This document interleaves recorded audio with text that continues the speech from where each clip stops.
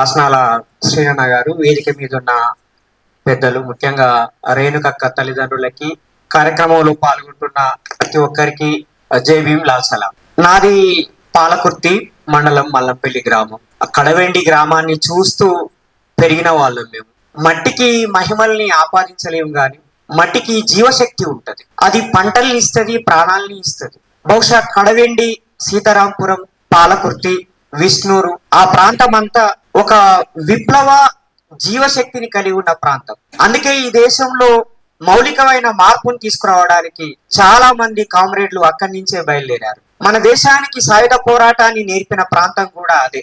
మొట్టమొదటిసారిగా తెలంగాణ రైతాంగ సాయుధ పోరాటం మొదలుకొని ఇప్పటి వరకు కొనసాగుతున్న విప్లవోద్యమానికి ఊపిరి ఊదింది, ప్రాణాలిచ్చింది జనగాం జిల్లా పాలకుర్తి ప్రాంతము, దేవరుప్పుల ప్రాంతం. ఆ ప్రాంతానికి మళ్ళీ అంత గొప్ప గౌరవాన్ని, కీర్తిని మిడుకో రేణుకక్క తీసుకొచ్చింది. ఆవిడ నవ్వు, ఆవిడ రాతలు, ఆవిడ చేసిన పోరాటం మన అందరికీ ప్రేరణని, స్ఫూర్తిని ఇస్తున్నాయని నేను బలంగా నమ్ముతున్నాను. ముఖ్యంగా ఫాసిస్టులు రాజ్యం ఏలుతున్న ఈ కాలంలో ప్రజాస్వామిక స్థలం, డెమోక్రటిక్ స్పేస్ అంతరిస్తున్న ఈ సందర్భంలో భావ ప్రకటన స్వేచ్ఛ మీద రాజ్యము భయంకరమైన నిర్బంధాల్ని ప్రయోగిస్తున్న ఈ సందర్భంలో రేణుకక్క రచనల గురించి, కార్యాచరణ గురించి మాట్లాడుకోవడం చాలా అవసరం. ఇదే రోజు ప్రొఫెసర్ సాయిబాబా గారు మరణించారు. వారి ఆలోచనలు, రేణుకక్క ఆలోచనలు ఎదుర్కొంటున్నటువంటి సంక్షోభాన్ని కూడా మనం చర్చించాల్సిన అవసరం ఉన్నది. విప్లవోద్యమము మొత్తంగానే ఒక సంక్షోభాన్ని ఎదుర్కొంటున్నది.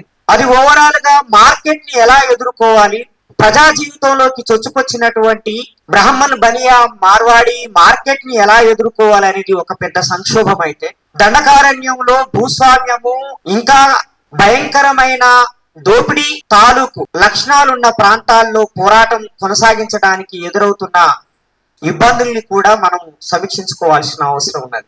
ఇప్పుడు మావోయిస్టు పార్టీ, రేణుకక్క ఏ పార్టీలోనైతే పనిచేసి సుదీర్ఘ కాలం పాటు పనిచేసి తన ప్రాణాలు ఇచ్చిందో ఆ పార్టీ ఒక అంతర్గత సంక్షోభాన్ని ఎదుర్కొంటున్నది.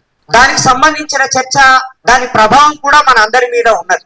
మిత్రులారా, నేను ఒక పాయింట్ చెప్పి ముగించాలనుకుంటున్నాను. మన దేశంలో రెండు రకాలైన విప్లవాలు జరిగాయి. ఒకటి సైలెంట్ డెమోక్రటిక్ రెవల్యూషన్, ఒకటి ఆర్మ్డ్ డెమోక్రటిక్ రెవల్యూషన్.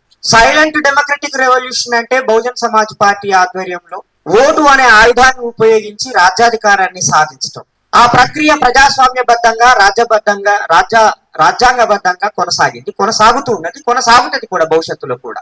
అదే సమయంలో రాజ్యాంగ స్ఫూర్తికి, రాజ్యాంగ విలువలకి, రాజ్యాంగము హామీ ఇచ్చిన మానవ హక్కులకి, పౌర హక్కులకి వ్యతిరేకంగా ఉన్న భూస్వామ్య సమాజాన్ని, పెట్టుబడిదారీ సమాజాన్ని ఎదుర్కోక తప్పని ఒక అనివార్యమైన పరిస్థితి ఈ సమాజానికి ఉంది, ఈ ప్రజలకి ఉంది. బాబాసాహెబ్ అంబేద్కర్ ఒక మాట చెప్పాడు, చట్టాలు ఎంత గొప్పవైనా, అవి ఎంత మంచివైనా, వాటిని అమలు చేసేవాళ్ళు, అమలు చేసే పార్టీలకి సరి అయిన రాజ్యాంగపరమైన దృక్పథం లేకపోతే ఆ చట్టాల వల్ల మార్పులేమి రావు అని అన్నాడు. రాజ్యాంగము హామీ ఇచ్చిన స్వేచ్ఛ, సమానత్వం, సోదరభావం, న్యాయం అనే విలువలు వాస్తవికంగా గ్రామ స్థాయిలో, వాడల స్థాయిలో అమల్లోకి రాలేదు కాబట్టి వాడ తిరుగుబడ్డది, గ్రామము తిరుగుబాటు చేసింది, ప్రాంతాలన్నీ కూడా తిరుగుబాటు చేశాయి. కాబట్టి ఈ సమాజంలో అనివార్యంగా ఒక పరివర్తన జరగాల్సిన అవసరం ఉన్నది. ఆ పరివర్తన భూస్వామ్య సమాజం తాలూకు అవశేషాలని ధ్వంసం చేయకుండా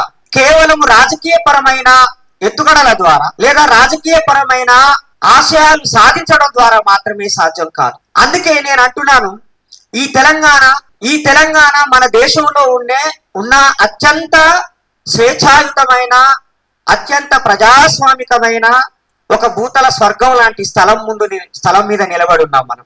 ఇంత స్వేచ్ఛ, ఇంత మార్పు దేశంలో మనకి ఎక్కడా కనిపించదు. మీరు యూపీకి వెళ్ళండి, మధ్యప్రదేశ్కి వెళ్ళండి, హర్యానాకి వెళ్ళండి, చివరికి చండీగఢ్కి వెళ్ళండి, పంజాబ్కి వెళ్ళండి, ఎక్కడా దళితులకి, బీసీలకి, మహిళలకి, గిరిజనులకి ఇంత స్వేచ్ఛ లేదు. ఇంత స్వేచ్ఛ, ఇంత అదిగా స్వాభిమానంతో నిలబడి త్వరను ఒరే లంజావడక అని తిట్టగలిగే ఒక దమ్ము, ధైర్యము ఈ తెలంగాణ ప్రజలకి ఇచ్చింది ఇక్కడ జరిగినటువంటి సాయుధ పోరాటం. ఇక్కడ జరిగినటువంటి విముక్తి పోరాటాలే ఈ తెలంగాణ ప్రాంతానికి ఇంత ధైర్యాన్ని, ఇంత స్వేచ్ఛని ఇవ్వగలిగాయి. చివరికి మీరు తమిళనాడుకి వెళ్ళండి, అక్కడ తమిళనాడులో దళితులకి స్వేచ్ఛ లేదు. ఆ స్వేచ్ఛ కోసమే విముక్త చిరుతల కచ్చి ఆధ్వర్యంలో మిలిటెంట్ పోరాటాలు చేస్తున్నాం మేము అక్కడ.